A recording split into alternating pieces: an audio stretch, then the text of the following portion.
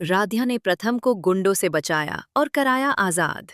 जी हाँ दोस्तों, जब मित्तल परिवार में गुंडे आ जाते हैं और प्रथम को किडनैप करके अपने साथ लेकर के चले जाते हैं, तभी मित्तल परिवार के सभी लोग प्रथम को खोजने लगते हैं और समझ में नहीं आता है कि अचानक प्रथम मित्तल परिवार से गायब कहाँ हो गया और राध्या तो अलमारी में मिली थी।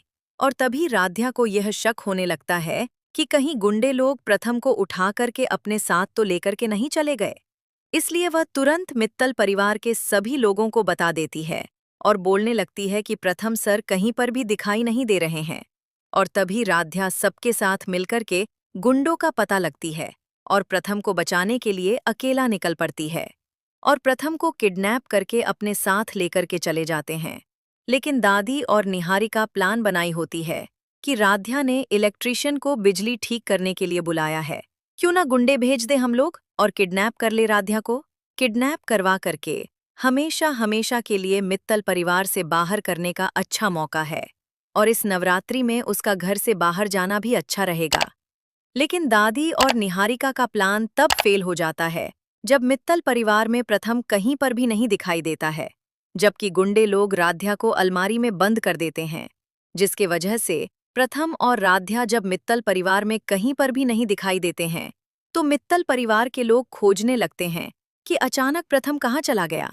और ओमकार रजनी को बोल देते हैं कि रजनी जी, जाकर के आप उसे साइड चेक करिए कि प्रथम और राध्या कहाँ पर है, वह कब से दिखाई नहीं दे रहे हैं। जैसे ही रजनी राध्या के घर की तरफ जाती है, उसे अलमारी में शक होने लगता है और जब अलमारी को खोल करके देखते हैं तो राध्या उसी में पड़ी होती है। राध्या के हाथ पैर और मुंह को बंद दिया गया होता है, जिससे कि राध्या बेहोश हो गई होती है। लेकिन राध्या को अलमारी में देख करके दादी और निहारिका के होश उड़ जाते हैं और वह सोचने लगते हैं कि अचानक राध्या मित्तल परिवार में है तो फिर गुंडे लोग बोरी में भर करके किसको लेकर के गए होंगे। जैसे ही ये बात उनके दिमाग में आती है, दोनों लोग प्रथम को पागलों की तरह ढूंढने लगते हैं, क्योंकि उन्हें शक होने लगता है कहीं गुंडे लोग प्रथम को तो नहीं लेकर के चले गए हैं किडनैप करके। और तभी गुंडों का फोन आ जाता है दादी के फोन पर और गुंडा बोलने लगता है कि आपका काम हो गया और मैंने अपने प्लान में थोड़ा बदलाव कर दिया है।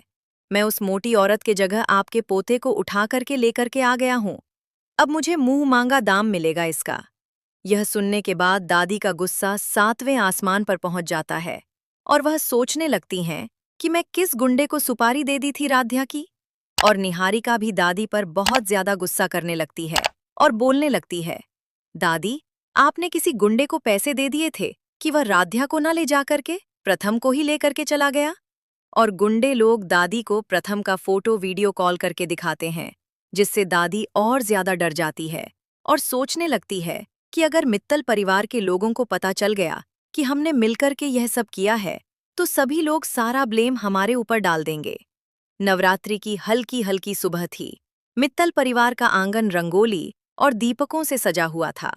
हर तरफ पूजा की तैयारियों की खुशबू फैली हुई थी।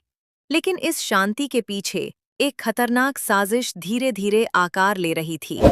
दादी और निहारिका के दिल में राध्या के लिए इतनी नफरत भर चुकी थी कि वे अब उसे हमेशा के लिए मित्तल परिवार से दूर करना चाहती थीं।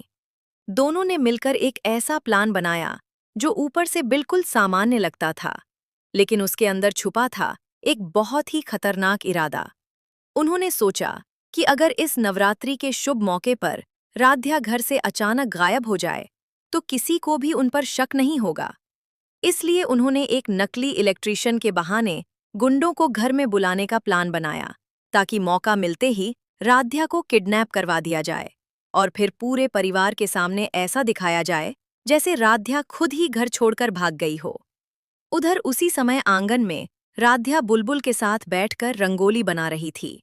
वह पूरे मन से नवरात्रि की सजावट में लगी हुई थी और उसे जरा भी अंदाजा नहीं था कि उसके खिलाफ इतनी बड़ी साजिश रची जा चुकी है। तभी अचानक दो आदमी इलेक्ट्रीशियन के कपड़ों में घर के अंदर आ जाते हैं। राध्या उनसे पूछती है कि आप लोग कौन हैं और यहाँ क्यों आए हैं। तो वे कहते हैं कि उन्हें बिजली ठीक करने के लिए बुलाया गया है। हाला दोस्तों, वीडियो में आगे बढ़ने से पहले आप लोगों से एक छोटी सी रिक्वेस्ट है। अगर आप लोग भी प्रथम और राध्या को पसंद करते हैं तो अभी इस वीडियो को एक लाइक करके चैनल को सब्सक्राइब कर दीजिए। रजनी तुरंत चिल्लाकर सबको बुलाती है और पूरा परिवार दौड़कर वहां पहुंच जाता है। राध्या को उस हालत में देखकर सभी लोग हैरान रह जाते हैं। वहीं दादी और निहारिका के चेहरों का रंग उड़ जाता है क्योंकि उनका प्लान पूरी तरह उल्टा पड़ चुका था। वे मन ही मन सोचने लगती हैं कि अगर राध्या यहाँ है तो फिर गुंडे किसे लेकर गए होंगे। तभी अचानक दादी के फोन पर एक अनजान नंबर से कॉल आता है। दादी घबराते हुए फोन उठाती है और उधर से एक गुंडा हंसते हुए कहता है कि आपका काम तो हो गया, लेकिन मैंने अपने प्लान में थोड़ा बदलाव कर दिया है। उस मोटी औरत की जगह मैं आपके पोते को उठाकर ले आया हूं। अब अगर उसे वापस चाहते हो तो मुझे मुंह मांगा पैसा देना होगा। ये सुनकर दादी के पैरों तले जमीन खिसक जाती है। निहारिका भी